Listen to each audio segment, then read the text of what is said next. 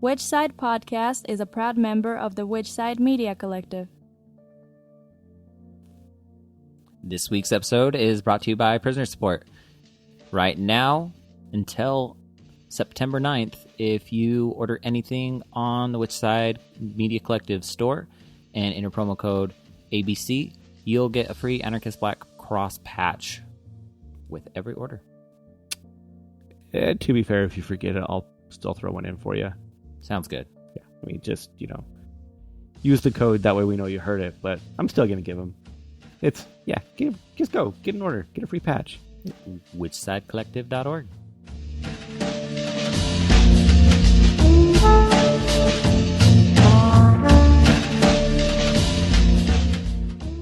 This is episode 198. Yeah, this is another installment of our Which Side lecture series.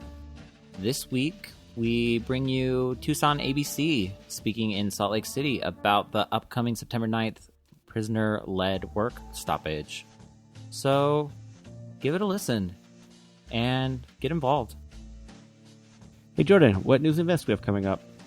On September 2nd, we have Solidarity with Lex at the Lindsay Flanagan Courthouse in Denver, Colorado. No New Animal Labs is going on their European speaking tour. That'll be September 2nd through 21st. Daniel McGowan will be speaking at Burning Books on September 8th. And of course, on September 9th, there's a national prisoner strike. And on September 10th, you have the Salt Lake City Veg Fest. Hey, we'll be there. Yeah, so come check us out. Say hi. Yeah, well, we'll be with a booth with Vegan Warrior Princess's Attack. Mm-hmm. For the Slingshot this week, August 21st, 1971. That's the day George Jackson was murdered at San Quentin. Yeah, of the Black Gorilla family and Black Panther. Yeah. If you like these little tidbits of history, I pulled them out of the Slingshot Personal Organizer. You can get one yourself and get your shit organized. You can get one at a local info shop or an online info shop like AK Press. I sincerely hope you enjoy this lecture. Hey, there was a ceiling fan for the first couple minutes while we were recording. It got turned off, and then everything sounds great. So stick through it. It's totally worth it. Sorry. Not sorry. Which side are you on? Which side are you on? Which side are you on? Which side? Which side are you on? Which side are you on? Which side are you on? Which side are you on? Which side are you on?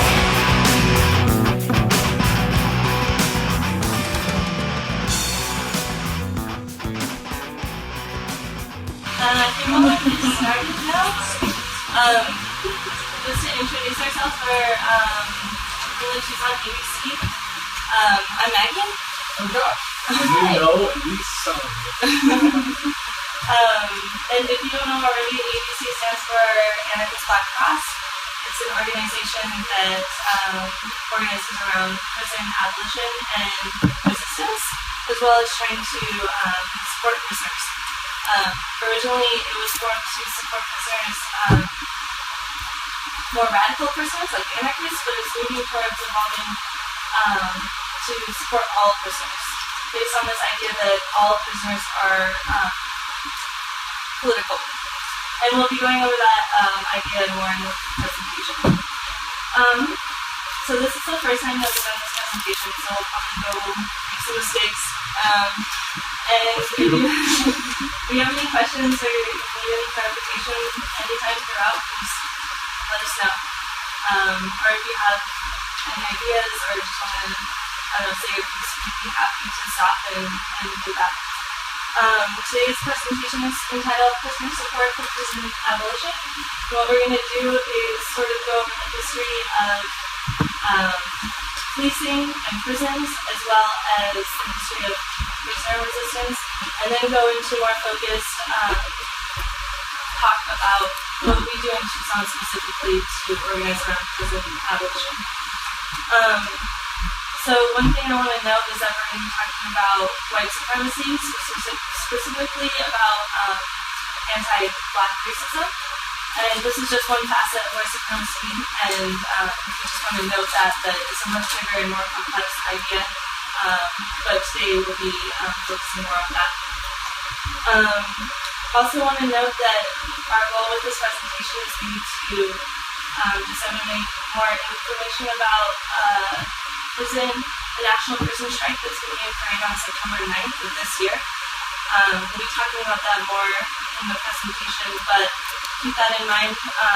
There is an anarchist Black Cross in Salt Lake. If y'all want to know more about it, please see Jordan and Maury afterwards to talk to them about it. So, yeah. Let's start. Yeah. Do you want to pursue the thing? If we can work on this. Okay, so are you gonna? Yeah. It's the evolution of it. Oh, it is it? Let's see. Okay, first we're gonna start out with some basic history. I'm gonna go over it really quickly. But we come from the argument that the United States is a white supremacist project from the get-go. So that means that our economy was based on slave labor. For example, we also the genocide of indigenous people,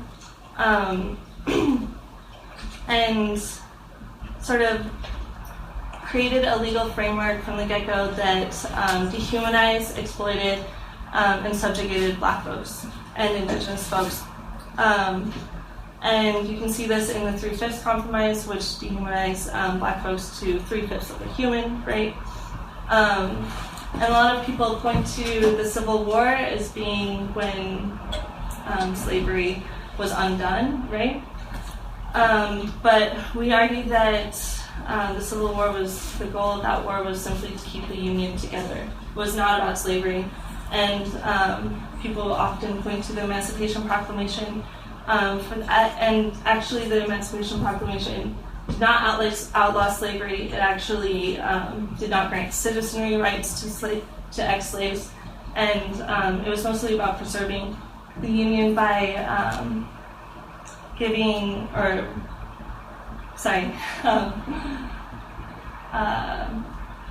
freedom to slaves in rebellion states so that they would join the Union Army.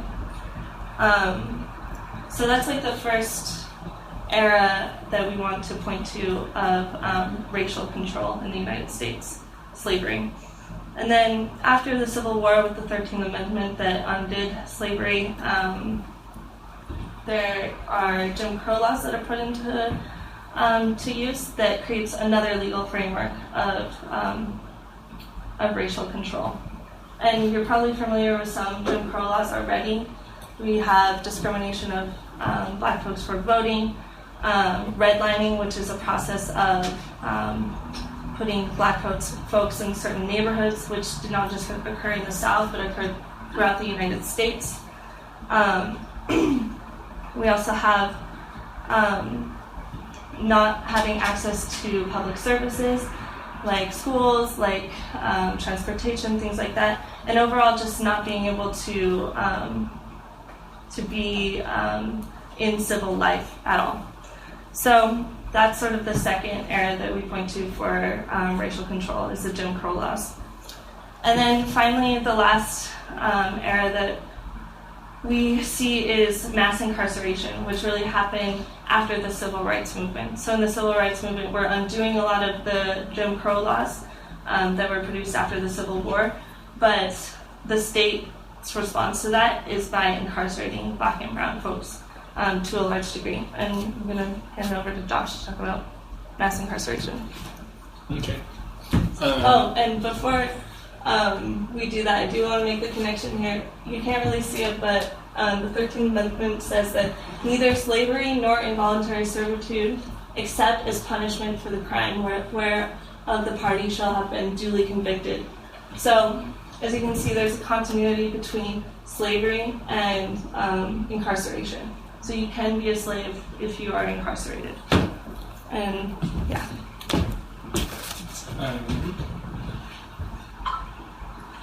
Okay. So this is the right order, so it's the right presentation. Cool.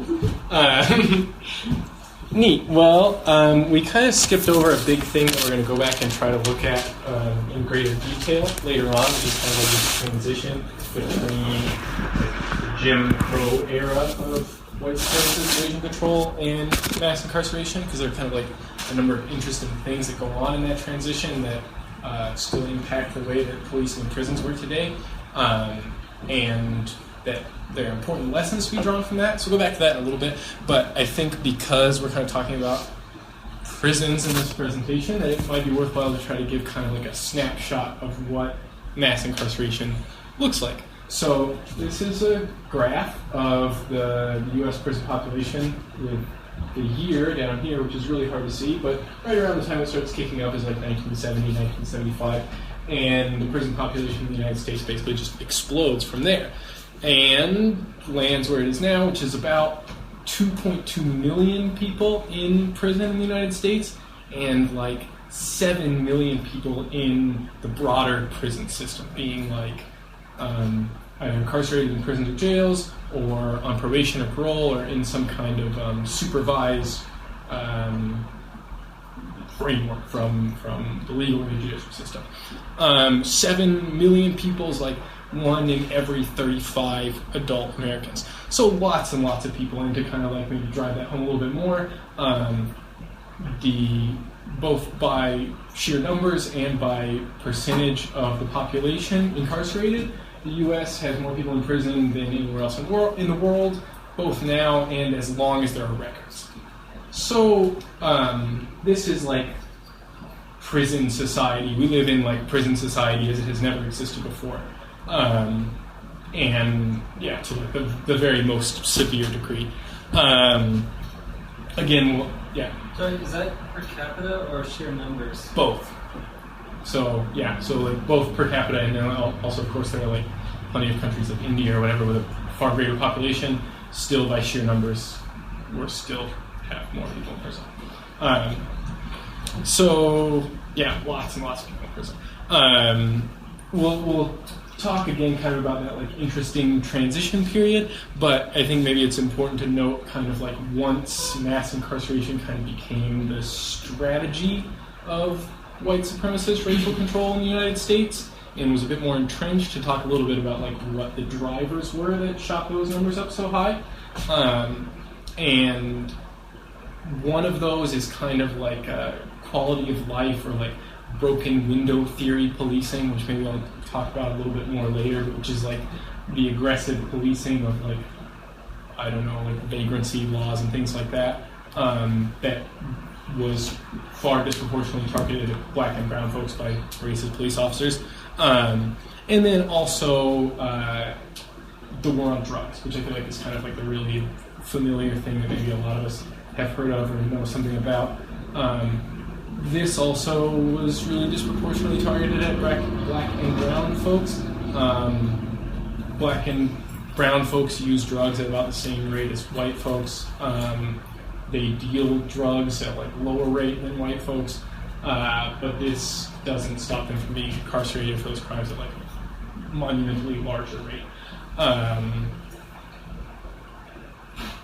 And I think maybe one of like the telling examples here is that like even outside of like individual police officers, prosecutors, and judges' biases that put black folks behind bars at like higher rates and for longer sentences than white folks, there also are like laws that under Jim Crow maybe would have been like codified in racist language, like black people can't go to this school, and that under mass incarceration the like language is made colorblind, but it still can be, there's still going to be very racially targeted laws. And so I think a good example here is like the crack and coke dichotomy with mandatory minimum sentencing, which the sentencing for crack was 1,000 times harsher than that of coke, which is like for every day that the coked up frat boy spends in prison, it's like 3 years for somebody who's using crack. That has recently been reformed under President Obama, and now it's only 100 times harsher. So making progress. Before you change that, Oh yeah. you said what those three colors were. Oh yeah, sorry. The blue is the rate of incarceration for males, the green is for females, and the red is just like the overall rate. So it's like split by gender, and we'll just say that average. This one, the color coming out of it, that's kind of interesting. Yeah. Can y'all see those bars at all? Yeah, kind of, yeah. And can you see the little like thing at the bottom? What they are? Okay. Yeah. So it's important to note that like this, I guess, like kind of as the argument that I was making with like the disproportionate arrest rates and the disproportionate sentencing rates, like this is like a very racially targeted system. So these are the incarceration rates by ethnicity. Latino folks are like 3 times more likely to end up in prison than white folks.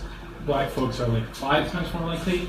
And so it definitely is very severely racially targeted, but at the same time it kind of stabilizes it by not being complete. It's not 100%. So like under Jim Crow, every single black person can't go to that school, and every single white person can go to that school. Under this system, maybe you're going to be far more likely to be affected by it if you're black or brown, but it's not 100% and 0%. There are a lot of white people in prison, lots. I think it's important to note that they're almost exclusively poor white people, and that vast majority of the prison population is like poor folks, because largely rich folks don't go to jail. They have like mechanisms within the legal system to avoid doing that. But it certainly is not as if it only affects black and brown people, but I think in some ways that grants this system more strength than Jim Crow had. And to kind of drive it home that it's not as if this is kind of like something that only affects the very poorest black neighborhoods, or is like only like a passing effect on like just some black communities. For like an 18-year-old black man in the United States, you're more likely to go to prison than to graduate college. So it's like pretty severe. I think that this kind of leads us to the perspective that all prisoners are political, in that it is so disproportionately black and brown, and more disproportionately poor people. We can see that like the kind of structures that we're trying to fight against in our lives in the outside world, like colonialism, capitalism, white supremacist racism, are the determining factors of who ends up in prison, not about whether or not you're a bad person or any kind of, I don't know, strange moralism like that. There's like a recent example I can use to drive this home. It's kind of like a trigger warning thing with stuff about sexual violence, just as like a heads up. But I imagine a lot of you are kind of familiar with the story. Did y'all see that like thing that circulated around social media not that long ago with that swimmer guy from Stanford, Brock, I don't know his last name,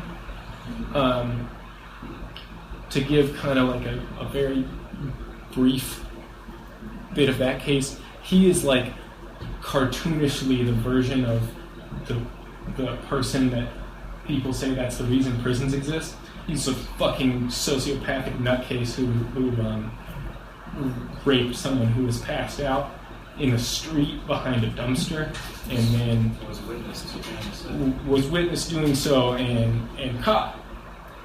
You know, that never happens. Frat boy, he was caught, he was brought before a judge, and he ended up, he's going to get like 6 months in a county jail or something. And the judge, in some way, like in part of his statement, was kind of to say like,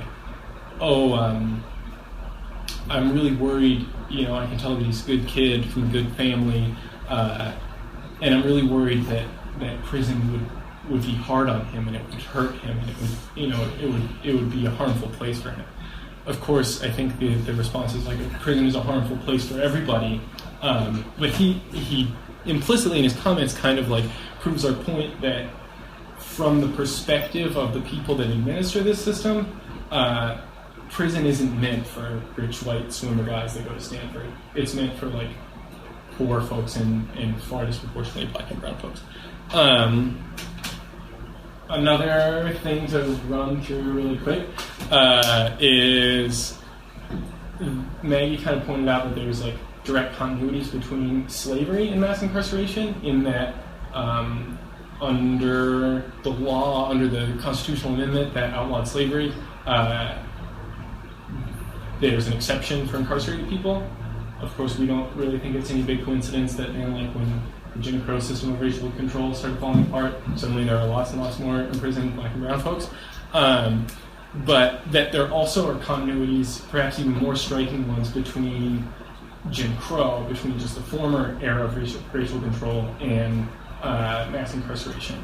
And I think if you can remember like the kind of list of discriminations based on race that occurred under Jim Crow, almost all of these same things happen based on felony conviction status. And so it's like legal to discriminate in housing based on whether or not somebody's a convicted felon. You can just turn someone down from getting a room to rent. It's legal to discriminate in employment based on felony conviction status. A lot of felons in some states can't vote. And just another denial of social services, you can't get public housing. Just like another way of like excluding these people from civic life, but doing it in a way that seems colorblind. Okay. Alright, so we'll go back and talk about that transition from Jim Crow laws to mass incarceration. And maybe before we talk about that, I want to talk about the process of deindustrialization during that period. So a lot of the manufacturing that was going on within the borders of the United States was being outsourced in the 1950s and 60s to other countries. So, and those jobs were largely done by black and brown folks. So that what this produced was a surplus population that did not have any economic use, as well as at a time when there are like fierce social movements happening. So this is kind of like a ticking time bomb for the state, right? Where there are a lot of unemployed people and a lot of social movements that are organizing around especially race issues.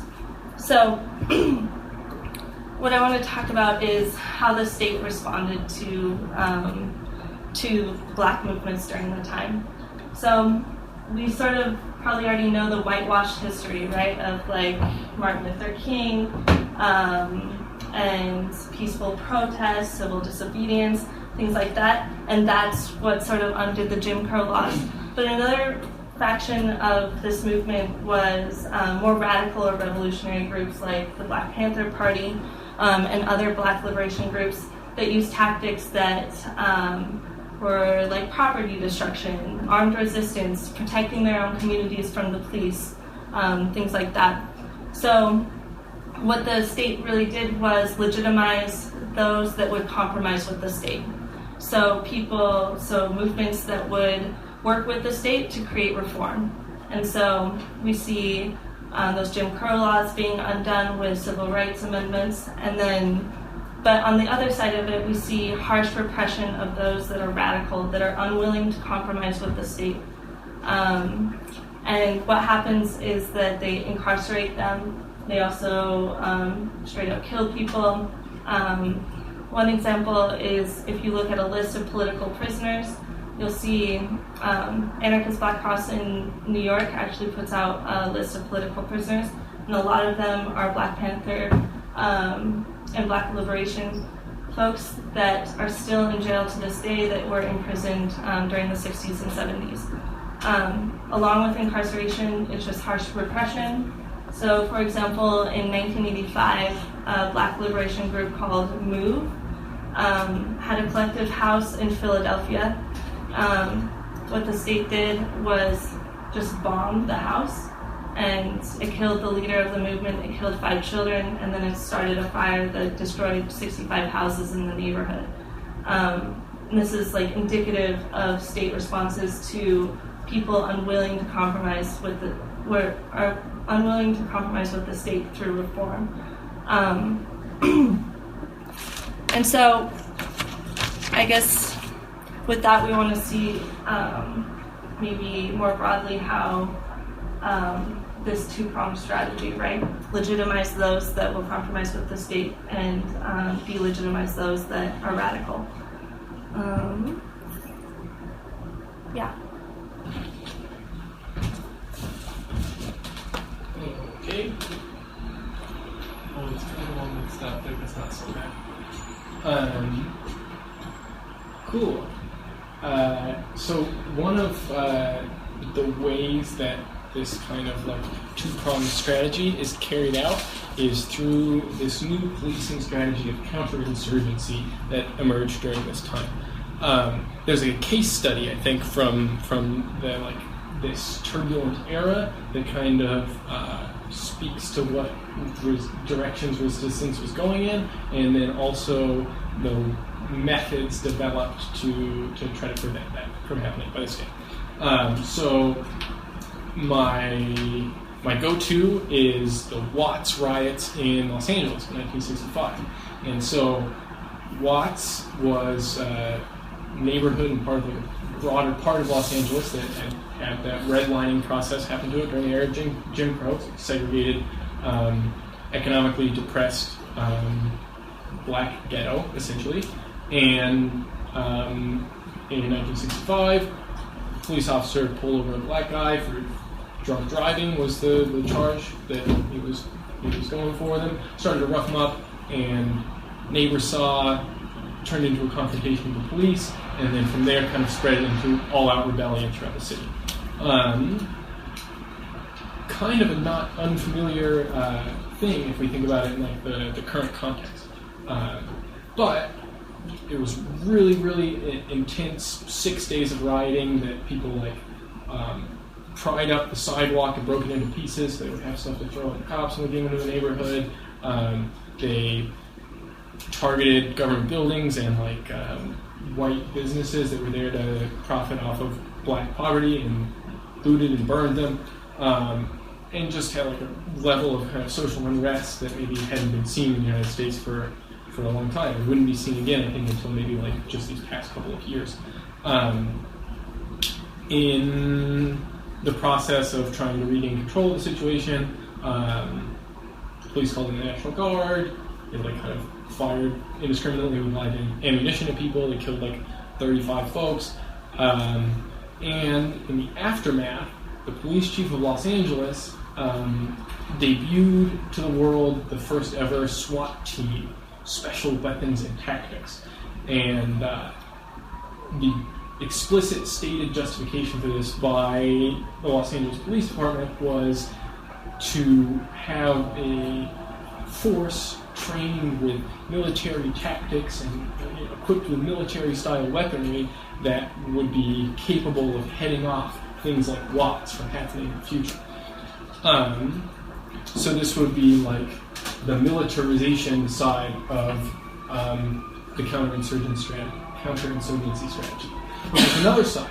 The same police department, right in the same era, debuted the first ever community policing strategies. And community policing, for those that are unfamiliar with the term, is kind of like a set of strategies used by the police to try to direct legitimacy back into them as the avenue for water. It's like the avenue for like adjudicating social conflict. And so what this looks like is things like community police relations board meetings where you can go and talk to the cop that goes on your beat, or looks like coffee with a cop programs where you're supposed to meet up with the cop over coffee down at Beans and Brews and talk it out, or like inviting the police to have a column in your Salt Lake Underground magazine, or a variety of other strategies that try to build bridges and relationships between the police department and the community that they're policing.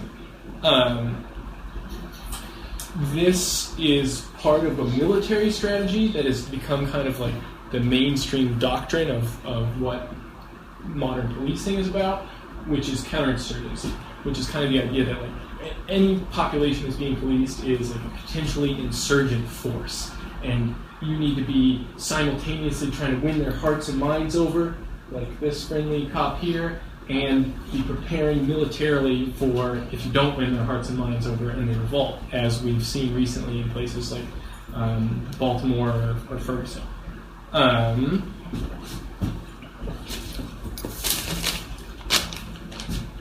Yeah. So we have kind of like an interesting relationship to community policing where we live in Tucson, Arizona, because we just got a new police chief.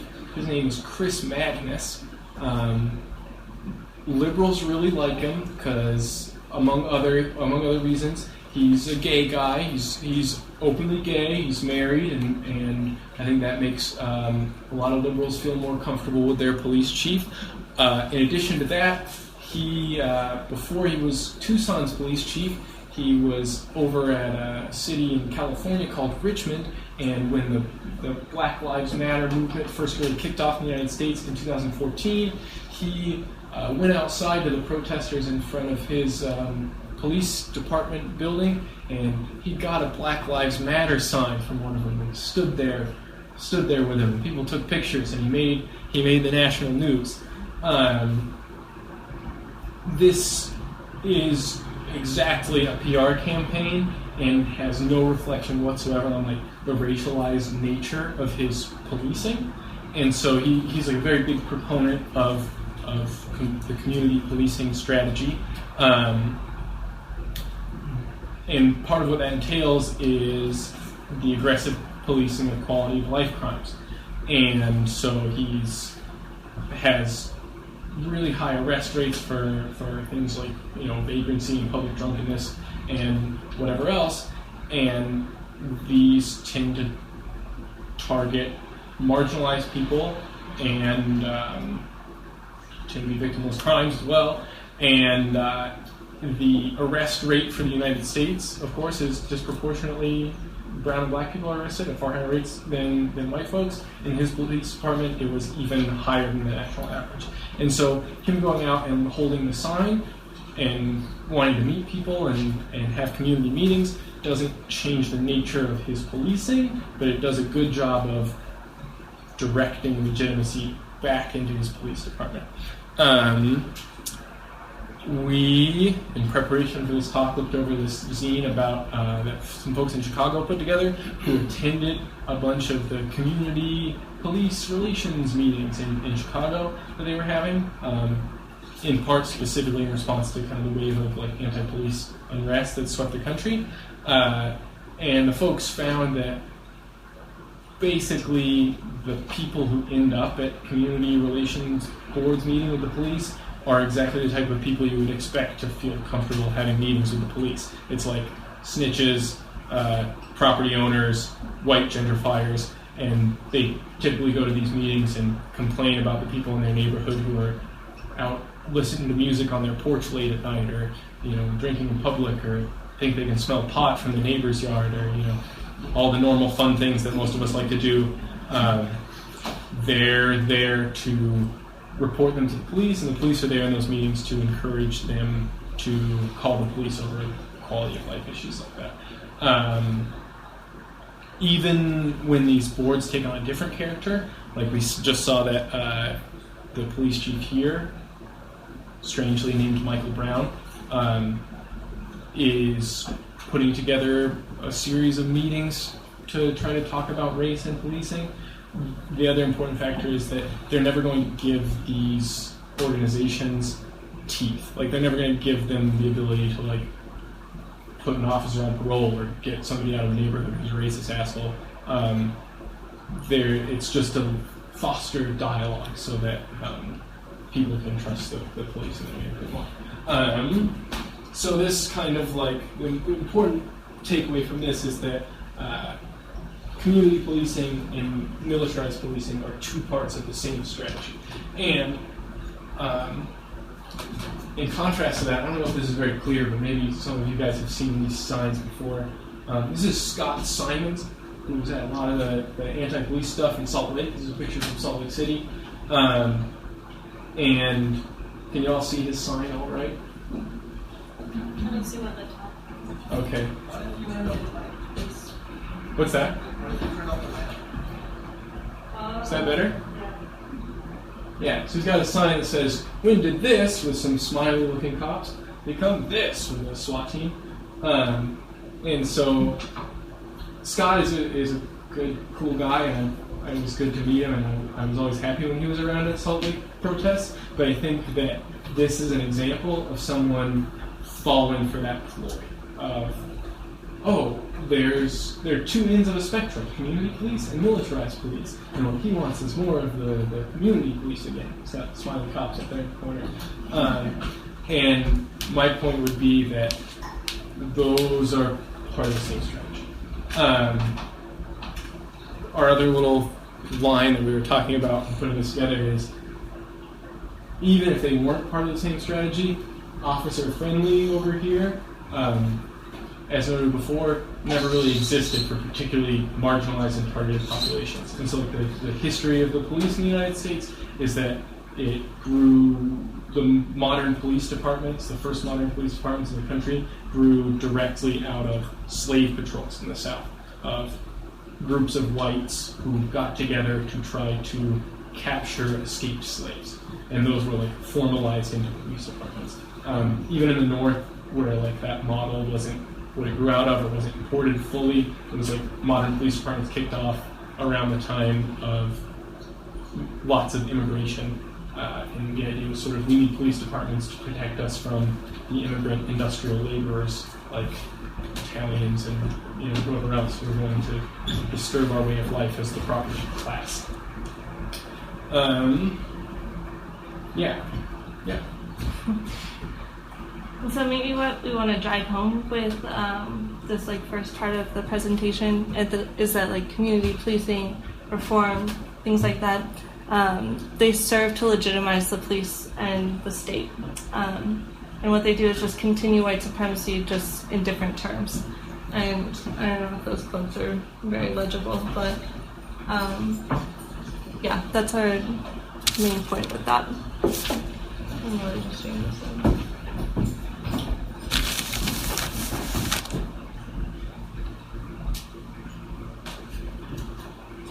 And so now we'll talk a little bit about the history of prisoner resistance in the United States.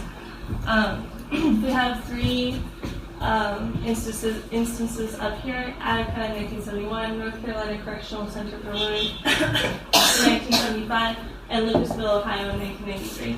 And what all of these three sort of have in common is that prisoners did a work stoppage or a strike within these prisons, or actually took over the prison itself, were able to hold it for a number of days, and then the state's response is, in the case of Attica, coming in with the National Guard and indiscriminately shooting the prisoners and even the prison guards that were held hostage at the time. In the Correctional Center for Women, some people working in the laundry facilities went on strike and were able to riot and take over the prison for 4 days. In a similar case in Lucasville, where they were able to take over the prison. What we want maybe to get out of this is that within a prison, the function of it is mostly done by prisoners. So janitorial services, laundry, cooking, things like that. The only work that prison guards and wardens do are the threat of violence against prisoners. And that's sort of a weakness of the prison system in the United States, is that prisoners are able to take over prisons because they make them work, pretty much. provide the food, provide the cleanup, things like that. Do you have anything else to say about that?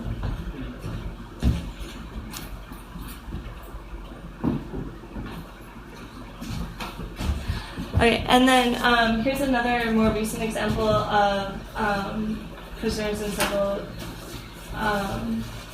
in Georgia were able to go on strike. And then what's maybe a little bit different is that they had a list of demands. And this might seem very contradictory to our line in this presentation that we don't want reform, right? We just want to dismantle prisons wholly. But we actually are supportive of these demands because they further the means that prisoners can actually resist within prisons. So, for example, educational opportunities, decent healthcare, things like this, and especially communication. So, some demands call for the ability to communicate prisoner to prisoner, as well as more communication from people on the inside to people on the outside. These are ways that can produce more ways that prisoners can resist and fight back in prison itself.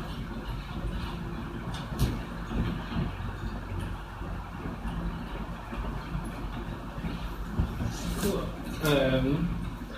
Another recent example is Pelican Bay, California, and not where they're taking over an entire prison, but a similar example of kind of like widespread and contagious resistance, where from a single prison in 2011 having kind of like sporadic hunger striking turned eventually into 30,000 prisoners hunger striking throughout the entire state of California.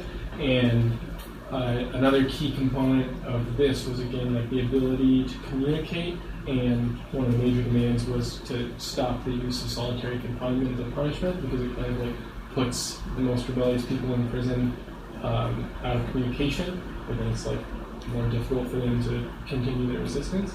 But a particularly interesting thing about this, and a theme that runs through a number of the prison rebellions, both like historic and more recent, is cross-racial organizing. And so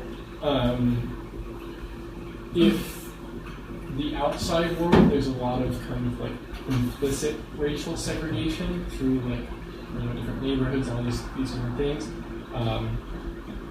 being more likely to go to this or that school, the racial segregation inside of prisons is far more explicit. Do you want to say something about that, Jordan? Sure. From my personal experience, basically, you don't have a choice but being racially segregated. You eat at the table of your race, you watch TV at the table of your race, and oftentimes yards are also separated by race.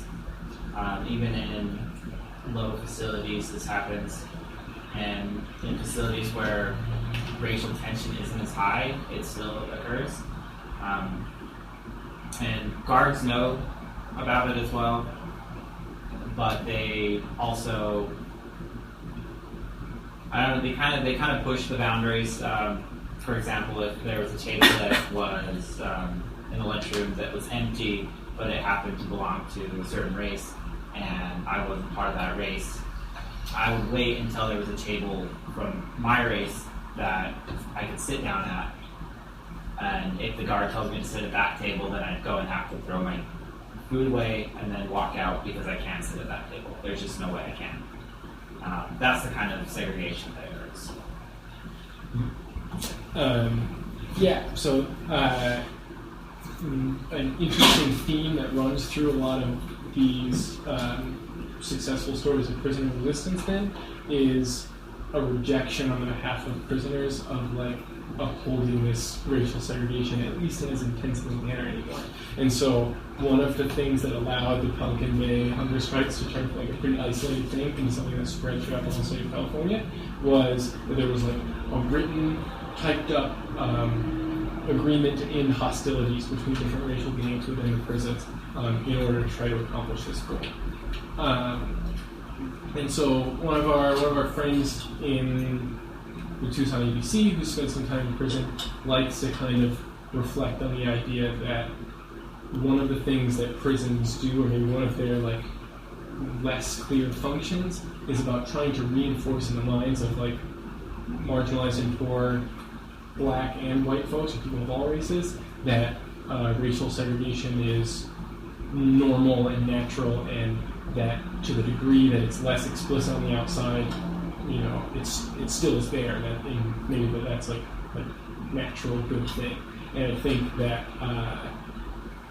prison guards benefit from being able to turn prisoners against each other because they're able to accomplish things when they're not segregated by race. And I think that same function is part of what racial segregation does on the outside. It's kind of like turn marginalized black, brown, and white folks against each other.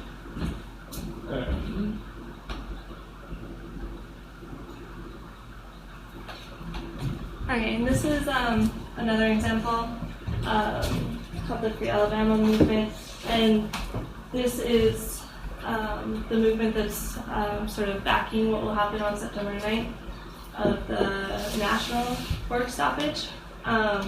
What's interesting about the Free Alabama movement is that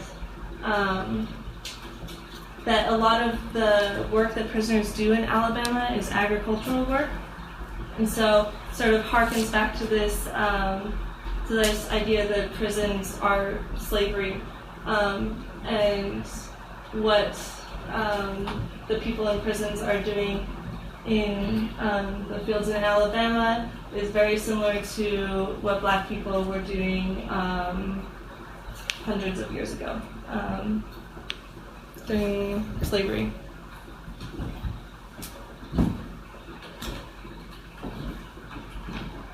Okay, this is like it was already a blurry picture and now it's kind of wavy and stuff. But it's a really great picture. It's a picture of inmates in Holman Prison in Alabama lighting a guard tower on fire on the inside. This happened in March, so it was like not that long ago. There was a dispute that some of the inmates were in, and a guard tried to intervene and did a terrible job of it and got stabbed. And they sent the warden down to try to sort things out, and the prisoners decided that he wasn't being a very good mediator either, and so they stabbed him as well. And then they drove the prison guards and the warden out of the prison, and they got everybody out of their cells, and they started burning guard towers. So this happened pretty recently. It's one of the prisons that a lot of the Free Alabama stuff has come out of, and it's also a prison where a anarchist prisoner, Michael Kimball, is incarcerated, who has like written some interesting things about what's been going on there recently. But I think it's an exciting development and kind of indicates that maybe some of the cracks are getting to form on the surface of mass incarceration as like an effective system of racial control. This quote is kind of rejecting the idea that it's about overcrowding. I think that there's like an interesting thing that one of the spins on what's happened at Holman is that, there are too many prisoners in this prison, they're overcrowded, and that's why things like this happen. Perhaps we need to build more prisons. And I think that this would be the kind of like dead-end sort of reform, or like the sort of demand that we would think was really uninteresting from like a prison abolitionist perspective, because we're like, if you're demanding increased communication, like say for example, you're demanding that you be able to write folks on the inside in other places, that increases your capacity then to act and to resist from within prison, where like the kind of media narrative around this was, overcrowding is the problem, we need demands for more prisons, and that would obviously like strengthen the prison system's ability to control people. And this is another recent example. On April 4th, prisoners in Texas in just a few facilities did a work stoppage and strikes and shutdowns. And they wanted a living wage for their work. So the minimum wage in Texas prisons is $0. So prisoners can literally be paid nothing for the work that they do. And even though only a few facilities were shut down, all of Texas prisons were put on lockdown just because of a few going on strike during this time. And yeah, it just points to this idea that prisoners are working for nothing, and also their health care prices. They were also talking about demanding better prices in these prisons. I think it was how much? It was like $100 to like see a doctor, and then the average wage is like 5 cents an hour or something. So it'd be impossible, even through years of work, to pay that off in prison. What do you think?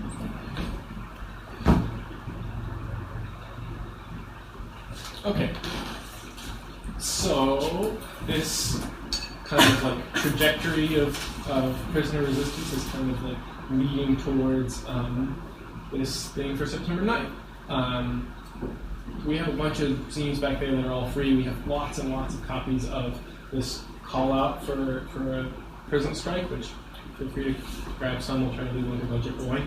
But I think the hope is that we can see like an increasing trend of greater and greater and like more easily spreading prison resistance in the United States, even over the past year or two. Actually, this slideshow was put together, I think it must have been in March, because if you saw on the last slide, it said like there will be a prison strike in Texas in April, and that has happened since. And then there have been a number of other developments since. I know one thing that kind of was interesting is that there were like pretty sporadic hunger strikes in Wisconsin prisons, like based around the idea that like the food that they were getting was fucking awful and like not something you could live off of, and that those first happened like maybe 2 months ago, and now they have like spread to facilities throughout the state. And so even in the lead up to this, like people were talking about holding off and then trying to go all out on September 9th, and stuff has been just kind of popping off in different places, even in the lead up to it. So hopefully something interesting will happen around this, but regardless, I think it speaks to the fact that like now it's trying to be coordinated on a national level, speaks to maybe the fact that the time is ripe to try to challenge mass incarceration and to challenge prison society as a whole.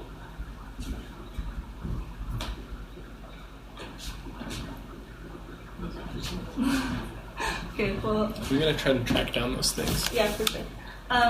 Okay, so just to talk about a few of the things that we did in Tucson to try to organize around these issues. One of our biggest projects was finding the mailing addresses to prisoners in Arizona.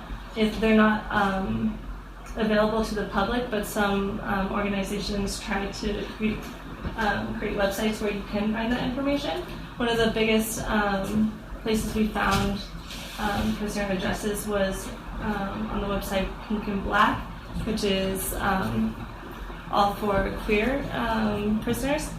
So what we did was compile all these addresses, and we sent over 600 handwritten letters to prisoners in Arizona with a catalog of our zines, and we expressly said, look through this. If anything is of interest to you, please let us know. We'll send them to you for free. A lot of the zines in this catalog have to do with prison resistance, the history of prison resistance, and more broadly, white supremacy. And we actually got a lot of responses back, and were able to send in free zines to a bunch of people. So we established connections with them that way, and actually formed even more intimate relationships with people, pen pals, and we actually went to a prison just a couple of months ago to visit people on the inside to talk about prison resistance. Another part, which is not up here, but We went around our neighborhoods and put little things up with our number on it. We said, hey, do you want to organize with us? We'd love to do that. This was more for people on the outside who have loved ones, friends on the inside. And yeah, we're trying to get more people that maybe aren't clued into the activist scene to try to get them to organize with us. And then one of the things we did for previously when I talked about that strike in Texas, what we did was on the National Day of Solidarity for them, we went out walking downtown with banners with chalk and flyers and zines and handed them out to the public, trying to disseminate information about their demands. And that was interesting. Like Josh said before, 1 in 35 people are in jail or on probation. So a lot of the people we talked to already had experience with prison, knew someone who was in prison, had friends or family members in prison. So I tried to talk to them expressly to try to organize. And I think that all of these strategies, maybe they're not able to be redone in different contexts necessarily, but I think our goal was try to creatively think about how we can attack and intervene in these systems. And I think that it's really important that we do think creatively about this. And do you have anything to say about that? No, let's go to the next slide. Okay.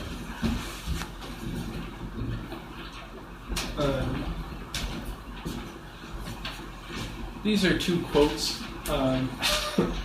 Our friend who put this presentation together, I think, kind of wanted to put these in conversation with each other. And one is like this group of women of color who put together this statement kind of saying, like, we need to both stand really strong against, like, the kind of violence, like domestic violence, that happens in homes, but also we can't forget that to use the police to try to intervene in these type of conflicts is itself profoundly violent, and that these are kind of like both, the two systems, and maybe like patriarchal male violence in domestic sphere and like the violence of the police in the public sphere, that both affect the folks who put this together, and to try to put that quote in conversation with this other sentiment that we hold near and dear to our hearts, which is that solidarity means attack,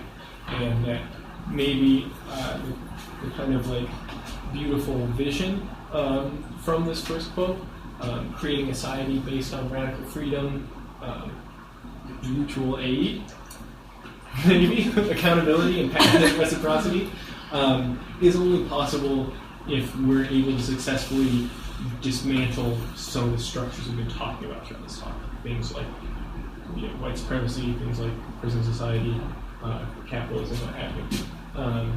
And that maybe they seem like they might be in contradiction with each other, but we see them as complementing each other nicely.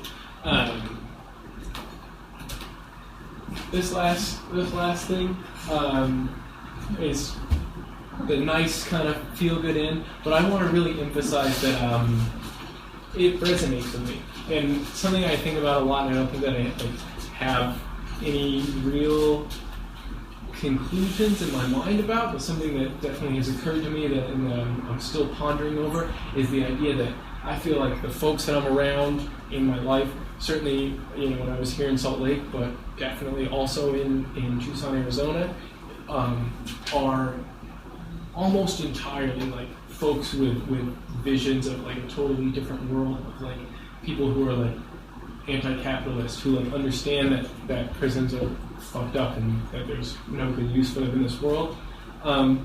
But I think that also there's like a pretty deep running sense of the idea that any kind of resistance to these things is like, I don't know, drop in the bucket, not actually doing anything. and that like I often feel like I'm surrounded by revolutionaries who think that the idea of revolution is a total joke. And I think that there are moments when you realize that it definitely is not. And so there was a video that was going to go along with the end of the slide, which I think was really poorly shot, so I'm just going to summarize for you instead. But it was from Australia. It's from like immigration holding facility. You know, like basically people will get imprisoned trying to cross the ocean in Australia, and then just get lost in the paperwork and never deported, never let out, and just sit in this detention facility, this immigration detention facility in Australia, sometimes for like a decade. And that there were like folks trying to do solidarity work on the outside, trying to coordinate with when people would try to pull something off on the inside and have there be action on the outside at the same time. And in video, stuff goes like people couldn't possibly imagine. They literally break the bars off of this place, and people get out. And you can see people who've been stuck in there get through the bars and go like running off into freedom to like have the people who were there like on the outside trying to help them, like hide them away so they can get away from the police and from like the immigration officials.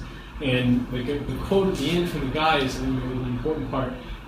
He had been part of like organizing this action. He said, like, I think that sometimes we get so used to the routine that we just imagine that, yeah, we're going to show up, we're going to hold some signs and chant some slogans and take pictures and whatever, we're going to get out of there. But that if we had been aware of a sense of our own possibility, then I think that we could have taken this to a completely different level. We broke the bars and got some of the people out. But if they had been prepared for what they were capable of, then they could have done even more. Yeah. Thanks.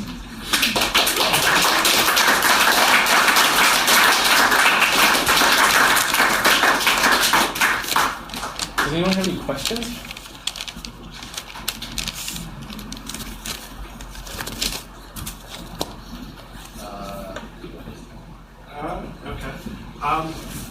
Do you know by chance, or I guess just does anybody know by chance, what like prison resistance looks like? Prison resistance looks like in countries that aren't the U.S. And so specifically with regard to countries that like are kind of known in like liberal areas of having like a nicer prison system, like say like Sweden or something like that. I'm just curious. If you don't know, it's cool. I was just. I don't personally know. No, I don't know either. I feel like I've read some stuff about like prison systems in Latin America, and I thought maybe you're going in the direction of like in places where it's considered to be so terrible and awful. But yeah, no, I don't know anything. But I think that would be a really interesting kind of route to go down, because I think that like among prison reformists, among people who think that it could be made nicer, that's considered like the ideal, right? Like all prisons should look like little first world resorts like they do in Sweden or Norway or whatever. I would be curious to see what that looks like there. No idea. So there was like a prisoner letter writing campaign in Colorado. The different people throughout the state, I guess the location doesn't matter yet, like different prisons and jails throughout the country. And there were certain kind of caveats to writing. It's okay to talk about this, it's not okay to talk about that. Talking about this could actually get this person in much more trouble. So do you know anything about like do's and don'ts for writing? Well, one example is that a lot of our zines were actually returned back to us, or not even returned. Just the prisoners themselves had to be like, they never came, because prisoner guards or whoever reads the letters threw them out as contraband, but that is not legal. And then we had to actually get lawyers to tell them that it was legal, that they could have this information. But as far as like do's and don'ts, do you know more? Yeah. On the same note for like the other thing, we also did sneaky stuff. So we like we had a zine that's called End Prison Slavery. It's put out by the folks in the Free Alabama movement, but we took the covers off them and we made different covers that said like The Beckoning Path, Stories of Rehabilitation, or whatever. And on the bet that people wouldn't be like the prison mailroom employees are not reading through all these things that we send in, and that definitely worked. And there were like a number of kind of like, I don't know if anybody thinks that that's particularly interesting, we can talk more after, like a number of kind of like sneaky strategies we tried to use to get stuff in. As for the do's and don'ts, I feel like there's some like stuff like don't talk about someone who has an ongoing case, or don't talk with someone about their case if they have an ongoing case. Like obviously like you're not going to want to say like here's this coolest illegal thing that I did in solidarity with you or whatever.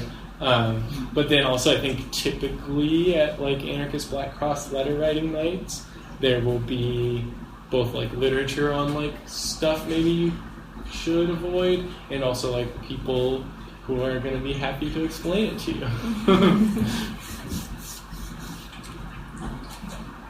And this is just an open query, but I'm curious to ask the question of if anyone has thoughts on, say, in a world where we don't have the prison system that we know today, but there are still people like the rapist from Stanford. There are still people that take machine guns to crowds full of people, and what is the philosophy that is kind of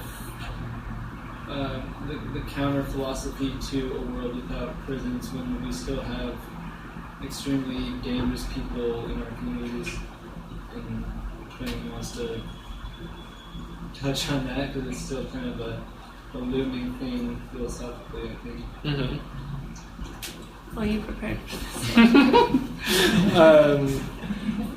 Yeah, I mean, I think that like the first thought that I have to go, the first like perspective I have to go down is like, and maybe this is already beaten into the ground and y'all are so tired of it, but that like certainly if the stated function is like keeping us safe and keeping the bad people away from us, prisons aren't serving that now. And so, and I think even like, I don't know if this is like the type of argument that I would like really be so excited about standing behind all the time, but like even from like a more traditional like perspective, like if I was talking with my mom, maybe it'd be like if you think about the worst possible thing you could do for people who like maybe have a tendency towards antisocial behavior, it would be to like stick them into a place that's like profoundly violent, hyper masculine in male facilities at least, racially segregated and whatever else. Like that's why the recidivism rates are so high. That like, and then like when they get out, like remove any opportunity they have for like finding housing or work or anything else. So certainly like the prison system isn't serving to keep us safe right now. I think the question of like how do we keep ourselves safe outside of the prison system probably has like a lot of interesting different answers.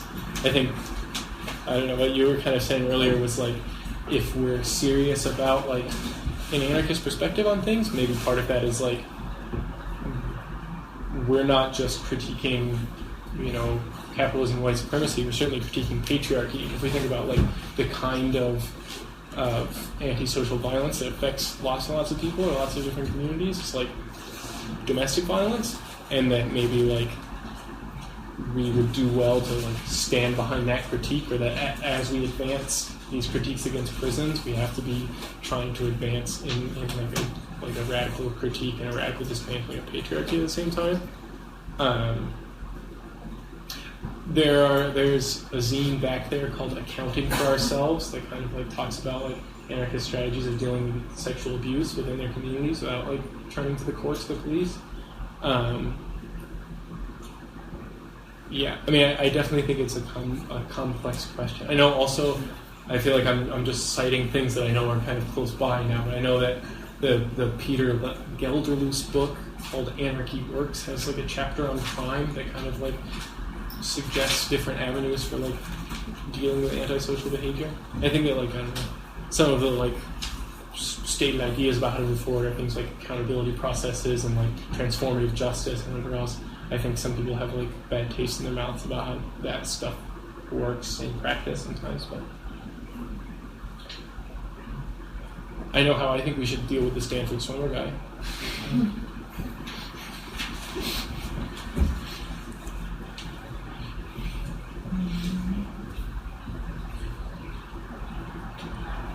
I was wondering if you had any idea about this,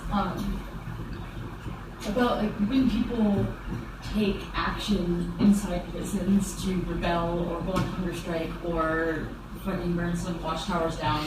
I know that a lot of times there is a dialogue of like not necessarily demands coming from the prisoners, but if there is, that prisoners will say things like no reparations against people that participate in the riots. I'm just wondering if you know more about like, what that looks like, because it's one thing to like ask people to resist in prison, it's another to like put a super at-risk population at even more risk, and then we are on the outside, and solidarity is one thing, but we're not in there. So I'm just curious if you know if there's a way to like have support for people on the inside, even if that just means like solidarity, awareness, and things like that, and other ways like of just like knowing how we can communicate with people on the inside or minimize like the repression that could happen to them or something. I don't know. Kind of trailed off there, but my original question, yeah. I think it's a really good question. I don't think I have a very good answer for it. I think it's like, yeah, you're really putting yourself at risk when you do that sort of thing.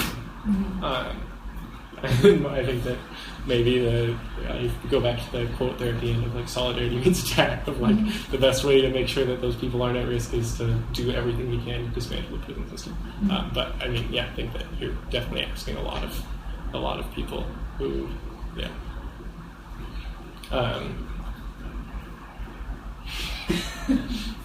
To kind of touch on that a little bit, like some of the top tier offenses are actually listed: strikes, riots, murder. So like that's your top tier offenses when they're in your inmate handbook. So I mean, it is definitely a serious thing, and they know that it's effective.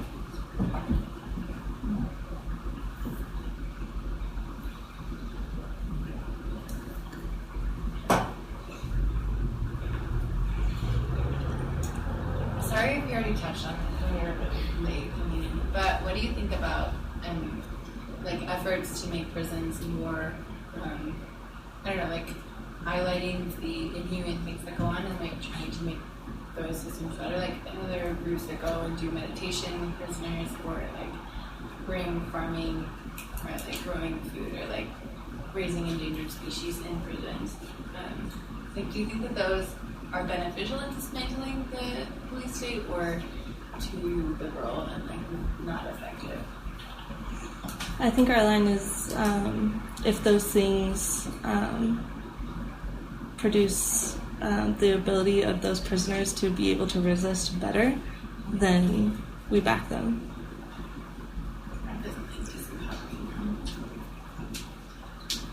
Yeah. More capable of resisting it. Like they have more capacity to resist than the others than before.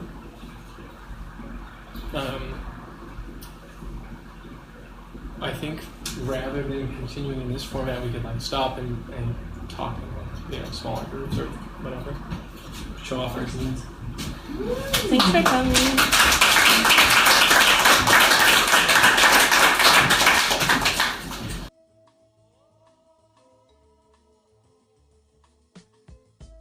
This week you heard Easy Muffin by Ammon Tobin. Right now you're listening to Sunday by Dog Day. Is it Dog Day or Sunday?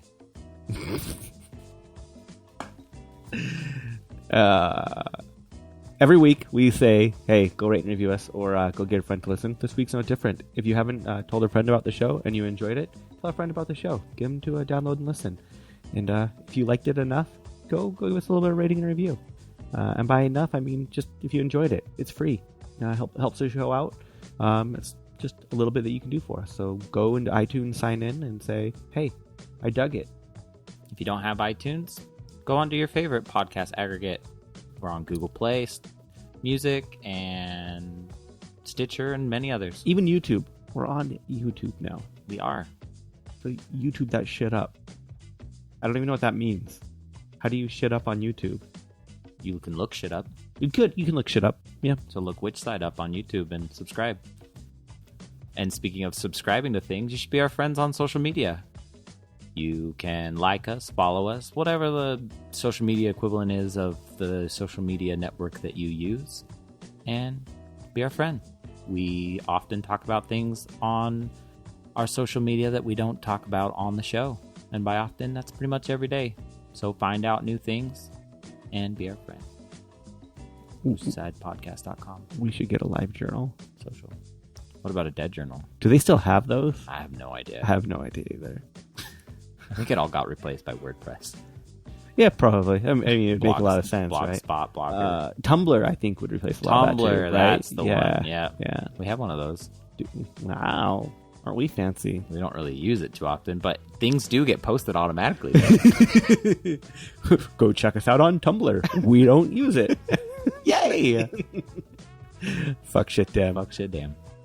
Which Side Podcast is hosted and produced by Jordan Halliday and Jeremy Parkin of the Which Side Media Collective, with web design by Jordan Halliday and sound design by Jeremy Parkin. Booking by Mari Halliday. Theme music by Commandantes. Go to whichsidecollective.org to check out the other shows in the collective. As always, fuck shit damn.